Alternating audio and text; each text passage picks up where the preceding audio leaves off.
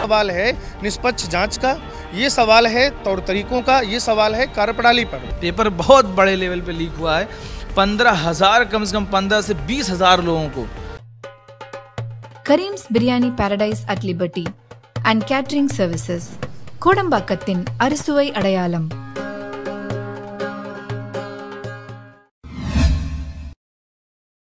வணக்கம்.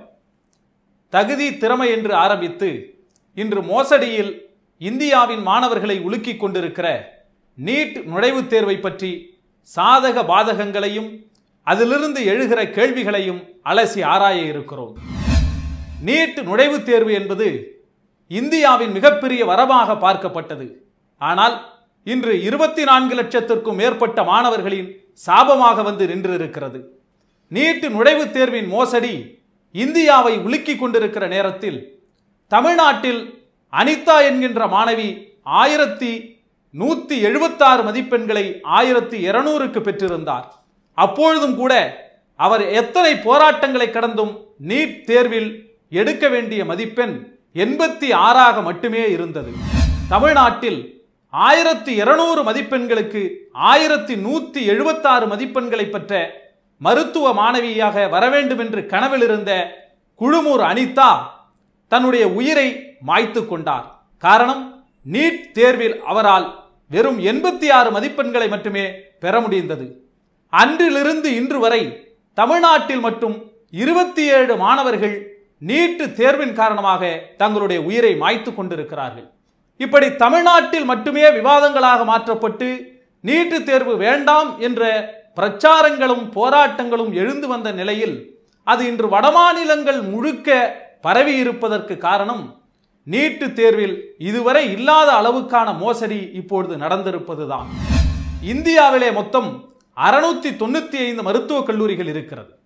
அதிலே 1,06,333 இடங்களுக்கான தேர்வுதான் இப்பொழுது நடந்தது.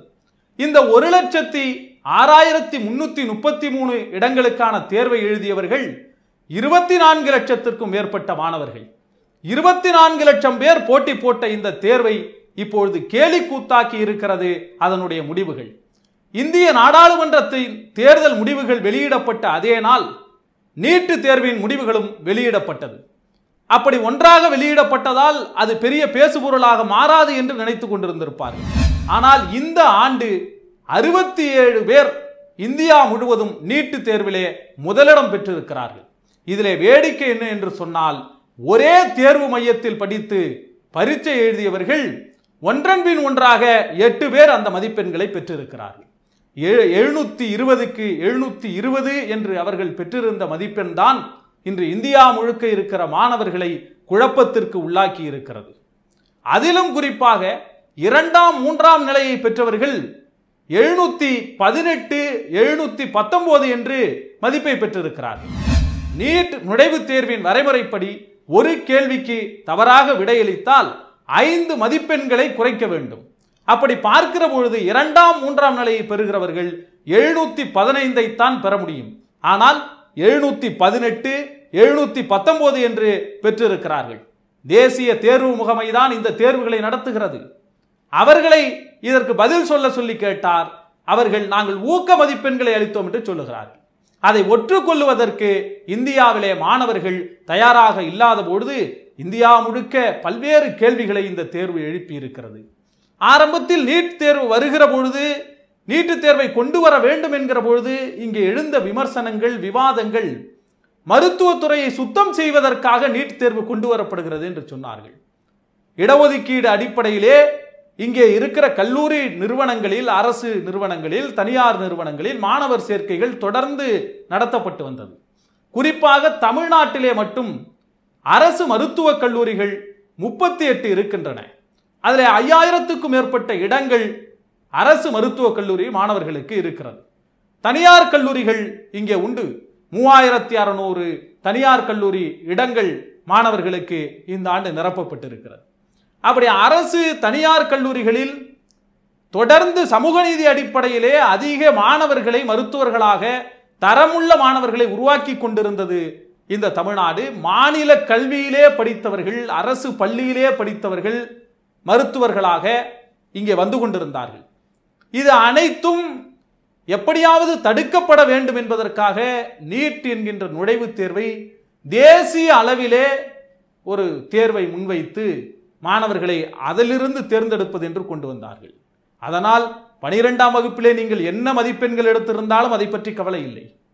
இன்னும் சொல்ல போனால் 12ஆம் வகுப்பிலே பாடத்திட்டங்களில் தேர்வில் தோல்வியுற்றவர்கள் நீட்டிலே மாநிலத்தில் மிக முக்கியமான இடத்திலே, 1ஆம் இடத்திலே, 2ஆம் இடத்திலே வருகிற அந்த அதிசயம் கூட இப்பொழுது நடந்து கொண்டிருக்கிறது.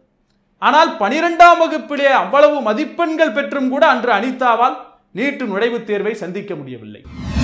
இன்று அந்த நீட் நுழைவுத் தேர்வினுடைய தகுதி என்பது கேள்விக்குறியாகி இருக்கிறது. மாணவர்கள் சொல்லுகிறார்கள், தமிழ்நாட்டைச் சேர்ந்தவர் முதலிடம் வந்து விட்டார். எந்த தமிழ்நாட்டிலே நீட் நுழைவுத் தேர்வை எதிர்க்கிறார்களோ, அதிகமாக எதிர்ப்பு இருக்கிறதோ, அந்த மாநிலத்திலே தமிழ்நாட்டைச் சேர்ந்த ஒருவர் முதலிடம் வந்து விட்டார். எனவே நீட்டு தேர்வு கடினமானது இல்லை, அது மருத்துவத்துறையை சுத்தம் செய்வதற்கான ஒரு தேர்வு என்றெல்லாம் தொடர்ந்து பிரச்சாரங்கள் ஊடகங்கள் வாயிலாக வைக்கப்படுகிறது, முன்வைக்கப்படுகிறது.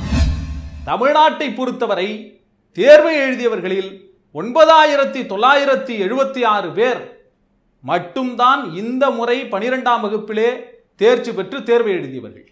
மீதம் 14973 பேர் ஏற்கனவே தேர்வில் தோல்வியுற்று மீண்டும் கோச்சிங் கிளாஸ் சென்று என்று 2-3 முறை தோல்வியுற்று மீண்டும் இந்த தேர்வை இந்த முறை எழுதியிருக்கிறார். அப்படி கோச்சிங் கிளாஸ் சென்று எழுதுபவர்கள் அதிகமாக இருக்கிறார்கள். இதைத்தான் நீட்டு தேர்வினுடைய பாதகமாக நாம் சொல்லுகிறோம்.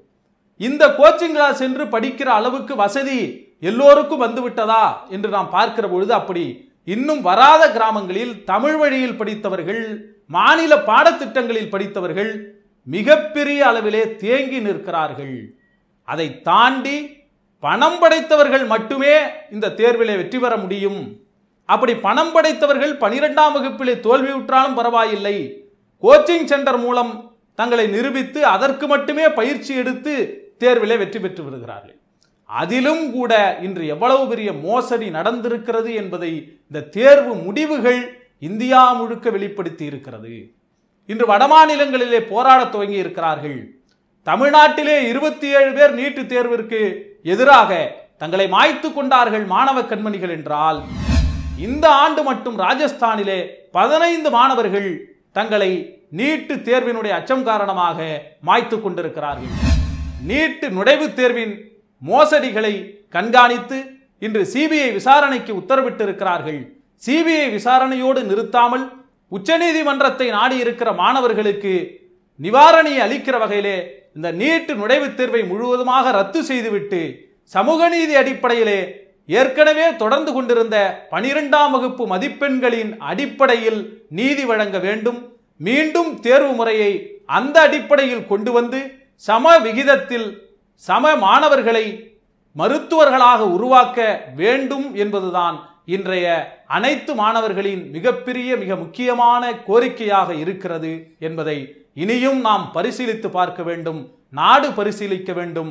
மாணவர்களின் எதிர்காலம் கருதி மருத்துவத்துறையினுடைய நன்மதிப்பை நிலைநாட்டுகிற வகையிலே இந்த மோசடிகளுக்கு இடம் தராமல் நீட் நுழைவுத் தேர்வை ரத்து செய்வதற்கு ஆவண செய்ய வேண்டும். நன்றி, வணக்கம். ஊடகம் கார்ப்பரேட் அரசியல்வாதிகளின் கைப்பாவையாக அடிமைகளாக இருந்தது போதும். இனி சாட்டை எடுத்து சுழற்றும் நேரம் வந்துவிட்டது. ஊடகம் பொதுமக்களாகிய உங்களுக்காக உங்களாலேயே இயக்கப்பட வேண்டும். ஊடக சுதந்திரத்திற்காக உங்களின் பங்களிப்பை இன்றே அளித்திடுங்கள்.